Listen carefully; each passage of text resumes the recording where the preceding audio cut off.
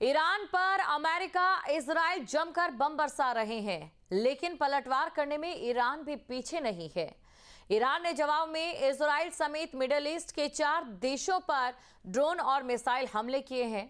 इससे पहले उसने Qatar, Kuwait, Jordan, Bahrain, Saudi Arabia और यूएई में मौजूद अमेरिकी ठिकानों को भी निशाना बनाया था। यूएई के सबसे ज्यादा आबादी वाले शहर दुबई के पास होटल एंड रिजॉर्ट और बुर्ज खलीफा के पास ड्रोन हमला किया था। सवाल यह है कि क्या यह हमले विश्व युद्ध की आहट है? क्या युद्ध और बढ़ने वाला है या समाधान का कोई रास्ता निकलेगा? दो टूक में आज इसी मुद्दे पर हम चर्चा करेंगे। नेचुरली $80 पर बैरल ये रेट हो गया है तेल का। तेल महंगा होने वाला है पूरी दुनिया में। तेल महंगा हो गया कि बाकी सारी महंगाई बढ़ने वाली है। और उसके साथ साथ जो हम आगे के कदम देखेंगे कि अमेरिका ये अभी थोड़ा सॉफ्ट हो गया है, क्योंकि कल ही डोनाल्ड ट्रंप ने बोला था कि हम बातचीत फिर से कर सकते हैं ईरान के साथ, और आज ईरान ने भी थोड़ी सी सहमति दिखाई है कि हाँ, हम बातचीत के लिए तैयार हैं। तो शायद ये युद्ध अभी थोड़ा सा कुछ दिनों के लिए शांत हो जाएगा, लेकिन ये इतना जल्दी खत्म होने वाला युद्ध नहीं है। जो हमारे लिए चिंता का विषय होता है, क्योंकि हमारा 60% कच्चा तेल जो हम आयात करते हैं, हम लगभग 89% तेल आयात करते हैं, और हम लोग जो तो बहुत लगभग 50 लाख बैरल तेल प्रतिदिन हम आयात करते हैं, और उसका 60% इन देशों से आता है जो खाड़ी के देश हैं। तो अगर स्टेट ऑफ हॉर्मुज, जहाँ से सारा तेल का आवागमन होता है, जो एक चोक पॉइंट है, अगर ईरान उसको बंद करने की कोशिश करता है तो युद्ध बढ़ेगा। पहली बात तो उसको आसानी से जो है वो अमेरिका करने नहीं देगा, और अगर वो करने की कोशिश करता है तो सऊदी अरब कूद पड़ेगा। सऊदी अरब भी उसको नहीं होने देगा, और सऊदी अरब जो है वो बड़ी फौजी ताकत है, मिलिट्री पावर है, उसको आप इग्नोर नहीं कर सकते। जिस तरीके की तबाही है ना, अब आपको एक तरफ से एक गाल पे 2 जोर से तमाचे पड़े हैं, तो दूसरे गाल को पुचकारने से भी कुछ नहीं होगा। मुझे नहीं लगता कि आप ट्रेडिंग के नज़रिए से इस नज़रिए इस समय गोल्ड को लेने के लिए घुसो कि gold is a safe haven. अरे भैया, एकदम अनसर्टन सा माहौल है। जिसको जहाँ से रिकवरी मिल रही होगी ना, वो वहाँ से चीज़ को ऑफलोड करेगा। तो थोड़ा सा संयम से काम करें, थोड़ा सा लंबी अवधि का नज़रिया बना के निवेश की राय है।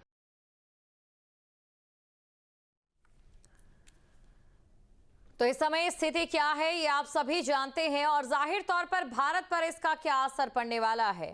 आज की बहस हम क्यों करने जा रहे हैं, चलिए इस पर हम बात कर लेते हैं। दर्शकों के सवाल क्या है? खामेनेई की मौत का बदला, मुस्लिम देशों पर हमला, गुस्से में ईरान, मिडिल ईस्ट को जलाने का प्लान, शिया देश की हुंकार, सुन्नी मुल्क में हाहाकार, ईरान के निशाने पर 11 देश, टारगेट यूएस एयरबेस। तो ये तमाम हमारे सवाल हैं, और इन्हीं सवालों का जवाब भी हम लेंगे, और साथ ही भारत पर कितना क्या असर पड़ेगा इस पर भी हम चर्चा करेंगे। Colonel Arvinder Singh Oberoi, defence expert, हमारे साथ जुड़ चुके हैं। कैप्टन पीके घोष हमारे साथ डिफेंस एक्सपर्ट जुड़ चुके हैं। तो चलिए सबसे पहले चलते हैं कर्नल अरविंदर सिंह ओबरॉय, जो कि डिफेंस एक्सपर्ट हमारे साथ बने हैं, आपके पास। सर, सबसे पहले मैं आपका स्वागत करूंगी। इस समय स्थिति हम सभी जानते हैं कितनी तनावपूर्ण बनी हुई है, लेकिन अगर बात हम करें तेल के सेक्टर पर या तेल की कीमतों पर, तो क्या ये जो आग लगी है ये दिल्ली तक भी पहुंचने वाली है? और अगर पहुंचेगी तो कब तक पहुंचेगी और कितना असर देखने को मिलेगा? नमस्कार। आपने जो सवाल पूछा है ऑयल और एनर्जी सिक्योरिटी के ऊपर, इसमें जो है स्ट्रेट ऑफ हॉर्मुज जो है कल से बंद कर दिया गया है। ईरान ने सबको चेतावनी दी है और इसको बंद कर दिया गया है। इससे जो है इंडिया का जो भी ऑयल वहां से आता है वो अभी बंद हो जाएगा, और इसके अलावा चाइना के ऊपर भी असर पड़ेगा। लेकिन इंडिया में जो है कितना पेट्रोल और डीजल महंगा होगा, और इसके अलावा एलएनजी भी जो है महंगी हो जाएगी, तो इसका अंदाजा तो अभी मार्केट के तरीके से लगेगा। लेकिन इंडिया के पास जो है इस समय स्ट्रेटेजिक रिजर्व है, जिसमें पेट्रोल, डीजल और एलएनजी है। तो इसमें जो है अभी काफी मैं आपको बताना चाहूंगा कि तकरीबन 50 से 60 दिन तक जो है हम लोग सरवाइव कर सकते हैं अभी मौजूदा कंजम्पशन के हिसाब से। तो इसलिए इमीडिएटली तो हमारे कोई असर नहीं पड़ेगा, लेकिन फिर भी जो है क्योंकि ईरान ने जो है कतर का जो है बहुत बड़ा एलएनजी टर्मिनल है उसके ऊपर अटैक कर दिया है और वो बंद हो गया है। ऐसे ही सऊदी अरेबिया की जो है ऑयल रिफाइनरी के ऊपर भी अटैक किया है और वो भी बंद हो गई है। तो इससे असर तो बहुत पड़ेगा क्योंकि 20% जो है ऑयल पूरे वर्ल्ड का स्ट्रेट ऑफ हॉर्मुज से निकलता है, लेकिन मेन अफेक्टेड पार्टी जो है चाइना भी है और इंडिया भी है।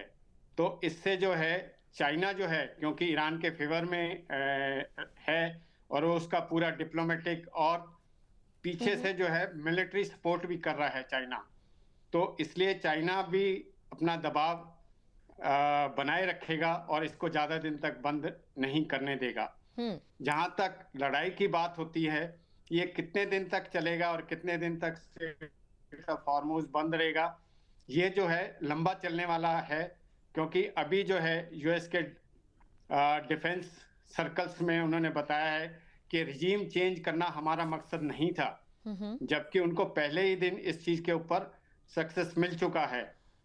और खमेनी बिल्कुल, यानी कि ये कह सकते हैं कि जैसा कि अभी सोशल मीडिया में भी चल रहा है और लगातार कुछ लोग राय भी दे रहे हैं, कैप्टन पीके घोष जी, मेरा ये सवाल आपसे रहेगा कि क्या जो दुनिया है वो तीसरे विश्व युद्ध की ओर बढ़ रही है, कि शायद ऐसा ना हो, क्योंकि हो सकता है आर्थिक दबाव जो बन रहा है तमाम देशों के ऊपर, या फिर बन सकता है ये जो अगर जंग जो है लंबी चलती है तो उसकी वजह से कूटनीति पर उतर आए तमाम देश।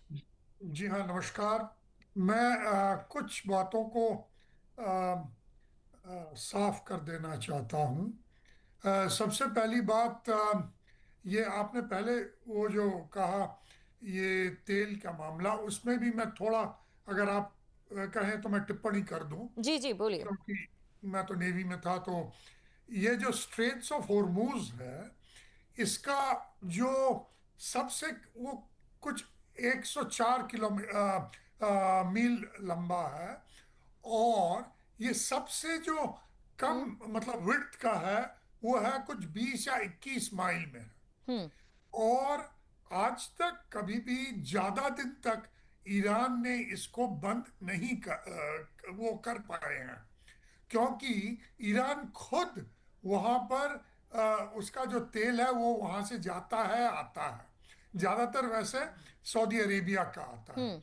हमारा ऊपर ये काफी दबाव पड़ेगा, क्योंकि ब्रेंट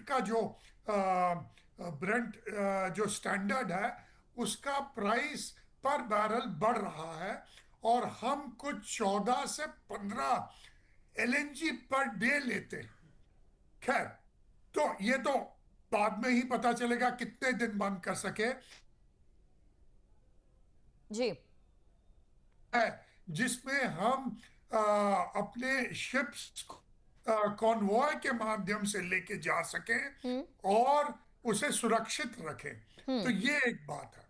जहां तक ये कितनी दिन तक ये लड़ाई चलेगी, पहले ही ईरानियन फॉरेन मिनिस्टर ने कह दिया है कि ये जैसे उन्होंने कतर में बॉम्बिंग की, और फिर ओमान जो मीडिएशन कर रहा था उस पर बॉम्बिंग किया है। तो उन्होंने कहा एक बहुत अहम बात जो ज्यादातर मीडिया हाउसेस को मतलब ये हाईलाइट नहीं कर पा रहे। उन्होंने कहा कि देखिए, ये जो रेवोल्यूशनरी गार्ड हैं उनके हेड को तो मार डाला है। तो ये जो खमेनी ने पहले डायरेक्टिव्स दिए थे उस पर काम कर रहे हैं। उनके पास अभी लीडरशिप, टॉप लेवल लीडरशिप नहीं है, लेकिन उससे नीचे वाला लीडरशिप है, और जो भी डायरेक्टिव्स पहले दिए थे उन पर काम कर रहे हैं। यानी कि दे आर एक्टिंग इंडिपेंडेंटली, और वो सब ईरानियन आर्मी से अलग हैं। यानी कि वो कह रहे हैं कि देखिए ये हमारे हाथ के बाहर है। ये जो भी अटैक्स कर रहे हैं ये खुद कर रहे हैं। तो ये एक बहुत बड़ी अहम बात है।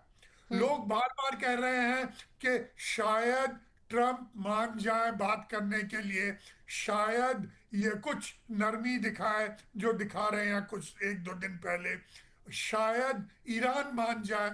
अरे ईरान मानेगा तभी जब ये इंडिपेंडेंट एक एंटिटी, रेवोल्यूशनरी गार्ड्स जो बहुत ही मतलब ताकतवर हैं, वो ईरानियन आर्मी से अलग है। तो ऐसा अगर माहौल आता है तब आप कह सकते हैं कि कितना दिन ये वो चलेगा, उनको रोकना पड़ेगा। तो इसलिए जो भी अंदाजा लोग लगा रहे हैं वो शायद गलत निकले। तो यानी कि गलत अंदाजा लगाया जा रहा है। कर्नल अरविंदर सिंह जी, क्या आपको भी ऐसा ही लगता है? और यहाँ पर मैं अरब सागर को लेकर भी जिक्र करना चाहूंगी। इस समय हालात जिस तरीके से बने हुए हैं, क्या भारत को अपनी वहां पर मौजूदगी बढ़ा देनी चाहिए? सतर्कता कह लीजिए या फिर एक सैन्य संदेश के तौर पर कह लीजिए, कर्नल अरविंदर सिंह जी।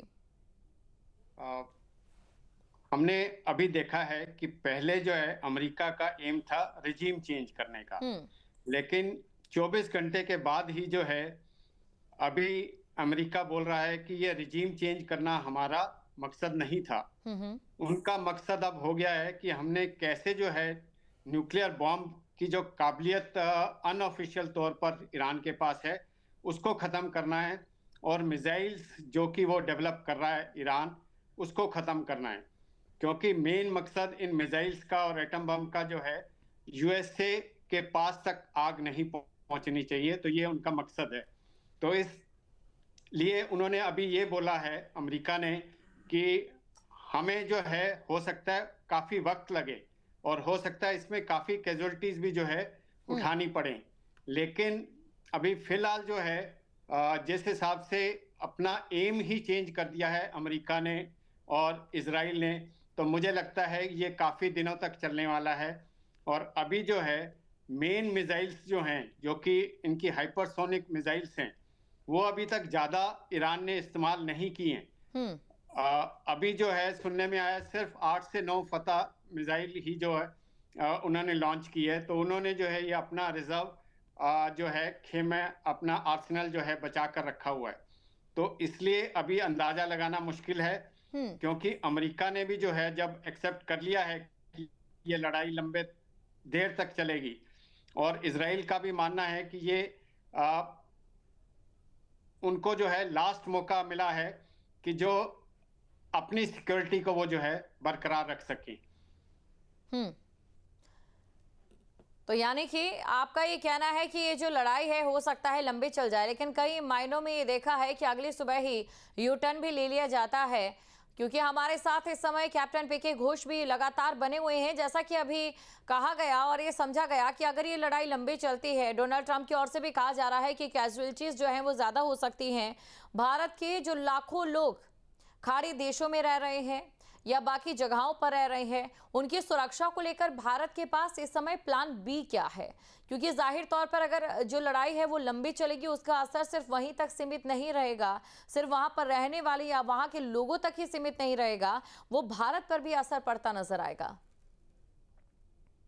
जी हाँ, आपने एकदम सही कहा कि हमारा जो डायस्पोरा है जहाँ तक पूरे मिडल ईस्ट के मामले में है, वो काफी बड़ा है, कुछ 10 मिलियन का है।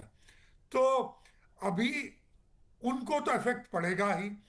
अगर उन पर वो असर पड़ता है तो हमारे जो रिपैट्रिएशंस हैं, यानी कि वहां से जो पैसा आता है उस पर इफेक्ट पड़ेगा, उस पे हमारे इकोनॉमी में भी इफेक्ट पड़ेगा, क्योंकि बहुत पैसा वो रिपैट्रिएट करते हैं अपने फैमिलीज के लिए।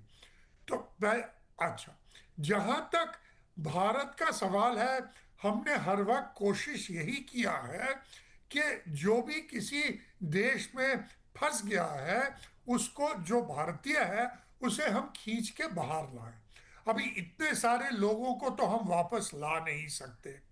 पहले लोग कहते थे कि दुबई एक सेफ हेवन है, टैक्स हेवन की बात नहीं कर रहा हूं, वो तो है ही, लेकिन एक सेफ हेवन है। अभी आप लोगों ने देख लिया कि क्या हाल हुआ है दुबई में और दूसरे देशों में भी। हमारे यहाँ पर हम तब भी रिपैट्रिएट कर सकते हैं लोगों को जब लड़ाई का जो इंटेंसिटी है वो थोड़ा कम होगा। उसके बारे में भी भारत के पास मेरे ख्याल में प्लान बी प्लान सी है।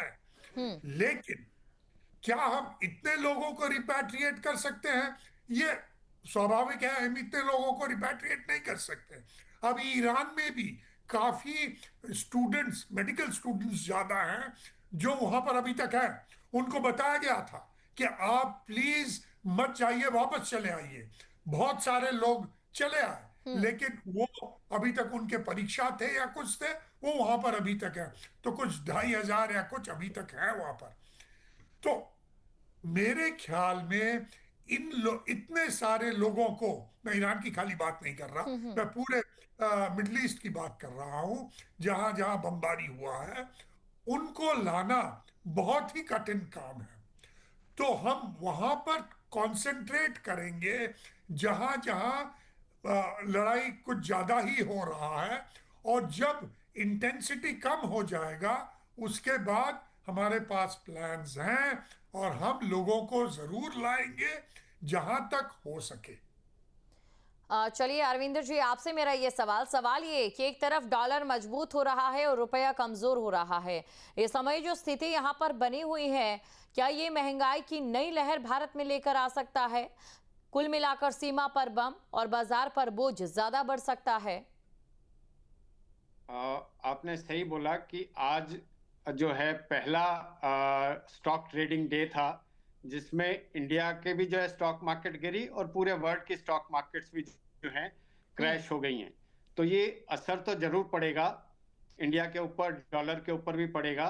लेकिन हमें देखना ये है कि इंडिया की जो है इस समय सबसे स्ट्रॉन्गेस्ट इकोनॉमिक ग्रोथ दिखा रहा है पूरे वर्ल्ड में। और इस चीज को बरकरार करने के लिए जो है आज कनाडा के साथ भी जो है ट्रेड डील हुआ है, जिसमें हमने जो है काफी कुछ हासिल किया है यूरेनियम के मद्देनजर और बाकी ऑयल और एलएनजी के मद्देनजर भी।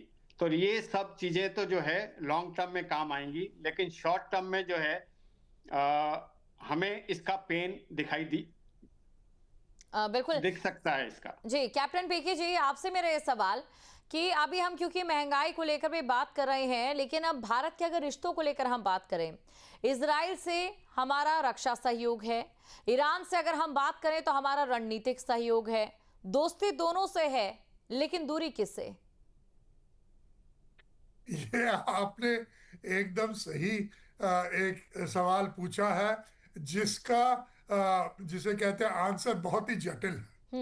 लेकिन मेरे ख्याल में मैं तो सलाम करूंगा हमारे गवर्नमेंट का और मोदी जी का, जिन्होंने ये जो एक टाइट रोप है उस पे बड़े ध्यान से हम चल रहे हैं। कुछ ही देखिए, हमारे जो रिश्ते हैं इजराइल के साथ बहुत ही अच्छे हैं, क्योंकि इजराइल ने हमें हर वक्त हमें सहायता दिया है। और जब पूरे दूसरे देश हमें सहायता नहीं दे रहे थे, कारगिल के टाइम पे, हर टाइम पे उन्होंने हमें सहायता किया है और हम उन्हें छोड़ नहीं सकते। और इजराइल का हमारा ज्यूइश लोगों के साथ सिविलाइजेशनल रिलेशंस है। तो एक वो बात है। दूसरी बात, हमारे रिलेशंस ईरान के साथ भी अच्छे हैं, क्योंकि उनके साथ भी हमारे सिविलाइजेशनल टाइज हैं। और हमने चार बहार जो है पोर्ट को डेवलप किया है। हम चाहते हैं कि हमें एक सीधा रास्ता मिले, पाकिस्तान के थ्रू तो जा नहीं पाएंगे, तो हमें एक सीधा रास्ता मिले अफगानिस्तान और सेंट्रल एशिया के लिए, ये चार बहार ही करेगा। तो हमने अपने जो ताल्लुकात रखे हैं वो बहुत अच्छे रखे हैं ईरान के साथ, क्योंकि ईरान से पहले तो हम कुछ तेल ले रहे थे, लेकिन वो एकदम कम कर दिया है कुछ दिनों तक, क्योंकि वो ठीक वो नहीं रहा था। तो हमारे ताल्लुकात दोनों तरफ है। हम नहीं चाहते हैं कि दोनों में से किसी को भी, वो कहते हैं ना, आप इसको चूज कीजिए या इसको चूज कीजिए, हम नहीं चाहते। हम चाहते हैं कि वहां पर शांति बनाए रखें। इसीलिए हमारा जो स्टेटमेंट है उसमें भी हमने कहा है, जो ऑफिशियल स्टेटमेंट है, हम चाहते हैं कि ये डी एस्केलेट हो जाए, यानी कम हो जाए और सब कुछ शांतिपूर्वक हो जाए और बिल्कुल, ये बातचीत भारत के चाहता है, माध्यम। लेकिन इसके लिए भारत की रणनीति क्या है? अरविंदर सिंह जी, मेरा ये सवाल आपसे रहेगा कि क्या भारत यहाँ पर शांति दूत के तौर पर मध्यस्थता की भूमिका निभाएगा या फिर तटस्थ रहकर एक रणनीतिक दूरी के साथ आगे बढ़ेगा? इंडिया में जो है आज भी जो है सीसीएस की बैठक की गई है और उसमें उन्होंने इस चीज का जायजा लिया होगा कि हमें अभी आगे क्या करना है। जहां तक कि ईरान है, उसके पीछे जो है चाइना और रशिया खड़ा हुआ है, और ऐसे ही जो है एक तरफ अमेरिका और इजराइल है। और ईरान ने क्या किया है कि इस वॉर को जो है एस्केलेट करने के लिए जो है तकरीबन 11-12 कंट्रीज के ऊपर जो है, जो इमीडिएट नेबरहुड में है, यूएस बेसिस के नाम पर उनके ऊपर भी अटैक कर दिया है। वो चाहता था कि ये सारे चीजें जो है अमेरिका के बरखिलाफ जाएं, लेकिन मुझे नहीं लगता कि इस समय अमेरिका के बरखिलाफ वो जा सकते हैं। तो इंडिया की तैयारी तो है अलग से, जैसे कि अभी घोष साहब ने बताया कि हमारे रिलेशंस दोनों के साथ अच्छे हैं, जो कि हम नाप तोल के चल रहे हैं। उसी तरीके से जो है इंडिया का रिलेशंस चाइना, रशिया और अमेरिका के साथ भी अच्छा है। तो इंडिया इस समय जो है तैयारी जरूर कर रहा है अपनी तरफ से, लेकिन जिसको कहते हैं कि नाप तोल कर जो है वो अपने स्टेटमेंट्स दे रहा है और अपनी रणनीति तैयार कर रहा है। दूसरी तरफ अफगानिस्तान ने भी जो है पाकिस्तान का नाक में दम कर रखा है, जो कि उन्होंने ड्रोन हमला किया है आज नूर खान बेस के ऊपर भी। सिमिलरली जो है ईरान के भी जो है तकरीबन 7 एटॉमिक स्टेशन से जो है रेडिएशन का खतरा भी आ रहा है। तो ये सारा कुछ देखते हुए इंडिया की जो पॉलिसी है वो काफी नपी तुली है। और आप देख सकते हैं कि पूरे 25 से 27 गल्फ कंट्रीज में जो है, जो कि रमजान के दिनों में नमाज नहीं पढ़ पा रहे होंगे, लेकिन इंडिया के अंदर जो है हर मुसलमान जो है महफूज है और वो अपना काम सब तरीके से कर रहा है। बिल्कुल पीके घोष जी, मुसलमानों की अगर हम बात करें तो आज सबसे ज्यादा अपने आप को महफूज वो भारत में ही मान रहा होगा, और ये भारत की नीतियों की वजह से है। लेकिन यहाँ पर एक सवाल और भी ज्यादा गहरा हो जाता है। हमने पहलगाम अटैक देखा, हमने वो देखा कि उस विरोध की आवाज कुछ जगहों से नहीं आई थी, कुछ समुदायों या कुछ वर्गों से नहीं आई थी, जो आज खामेनेई के रोने के लिए, चिल्लाने के लिए जो आवाजें आ रही है।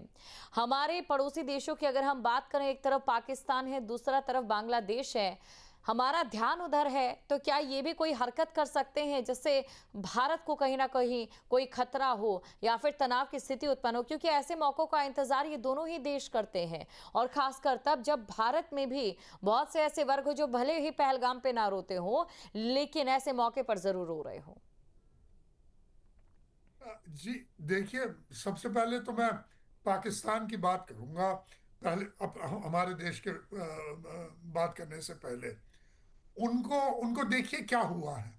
एक तरफ पाकिस्तान आसिफ मुनीर ने और शहबाज उनके प्राइम मिनिस्टर जो है वो सब अमेरिका की ओर झुक रहे थे, और दूसरी ओर उनका जो मतलब लोकल पॉपुलेशन है, उन्होंने क्या किया, उन्होंने वो काफी लोग वहां पर सुन्नी हैं, फिर भी खाली शिया ही नहीं, ईरान तो शिया है, ये खमीनी तो शिया का हेड था, लेकिन सुन्नी भी वहां पर लाहौर में, कराची में अमेरिकन काउंसलेट पर अटैक किया है, और जिसमें 10 लोग या 11 लोग मारे गए हैं।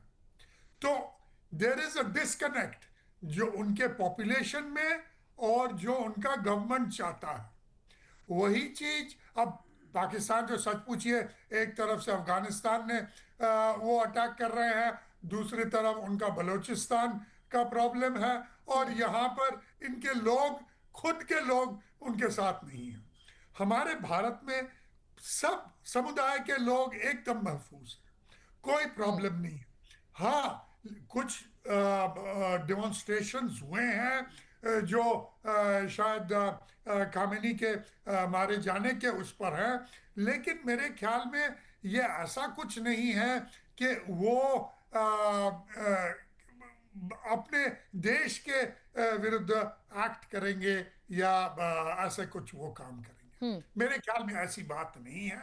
लेकिन हाँ, कुछ जिसे कहते हैं शोक यात्रा निकले हैं जो शायद अमेरिका के खिलाफ थे, लेकिन ये बहुत ही लोकलाइज्ड है, बहुत ही कम वो है, और वो अपने देश के विरुद्ध नहीं है। तो मेरे ख्याल में हमें जो हमने फॉरेन पॉलिसी चूज किया है, एक टाइट रोप वॉकिंग, वो करना चाहिए।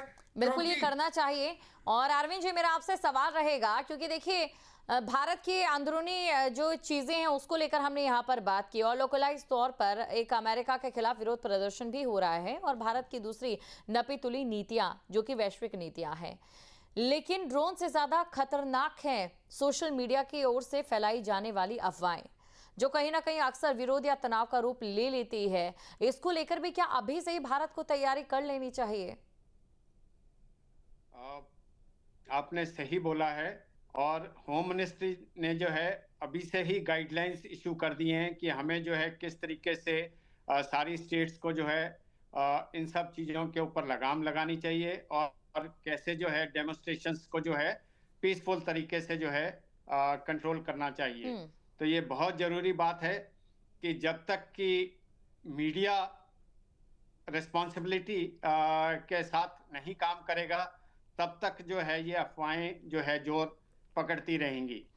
अभी आपने देखा होगा कि ईरान ने जो है बिल्कुल, यानी कि सोशल मीडिया पर ध्यान देने की बात जरूर है यहाँ पर, लेकिन हो सकता है भारत के लिए ये जो एक आपदा इस समय पूरे विश्व में देखने को मिल रही है, जो कि जंगी आपदा है, वो अवसर के रूप में भी हो।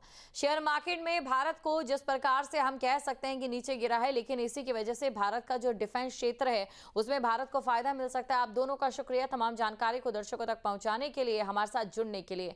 लेकिन ध्यान देने वाली बात यह है कि एक तरफ भारत की अगर हम बात करते हैं तो जो समुद्री क्षेत्र है, चाहे अरब सागर की हम बात करें, जाहिर तौर पर वहां पर सैन्य शक्ति बढ़ाने की जरूरत है, और जरूरत है इसलिए ताकि एक सैन्य संदेश दिया जा सके, सतर्कता का जो संदेश है वो दिया जा सके, और वहीं दूसरी तरफ भीतरी नजर भी रखी जाए, क्योंकि सोशल मीडिया यहाँ पर एक बड़ा रोल भी अहम कर सकती है। जरूरी है अफवाहों पर लगाम लगना भी।